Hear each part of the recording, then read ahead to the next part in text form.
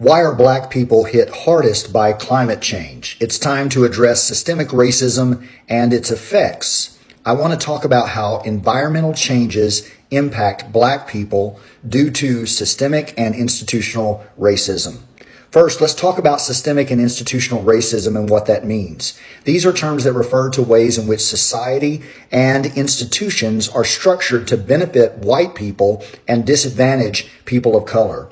Environmental changes such as climate change, air and water pollution, and natural disasters disproportionately affect black people because of these structures. For example, black people are more likely to live in neighborhoods with poor air quality and toxic waste sites because of redlining, a practice that denied black people access to home loans and other financial services.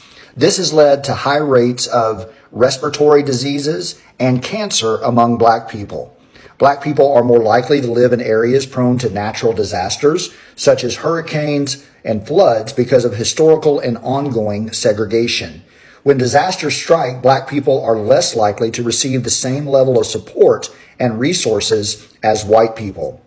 According to a 2021 report in Forbes, climate change means that the world is growing hotter each year. A 2009 report from the University of Southern California states consequences of climate change, including extreme heat, devastating floods, and air pollution, result in higher risk of death for African Americans and low-income individuals compared to white and wealthier neighborhoods. Systemic factors make communities of color more vulnerable to climate change, and according to the American Public Health Association, communities of color are far more likely to experience pre-existing health conditions and poor living conditions than their white counterparts. And a lack of power and representation in political and economic systems makes it difficult for these communities to build climate resilience or the ability to prepare and respond to climate events that occur due to climate change.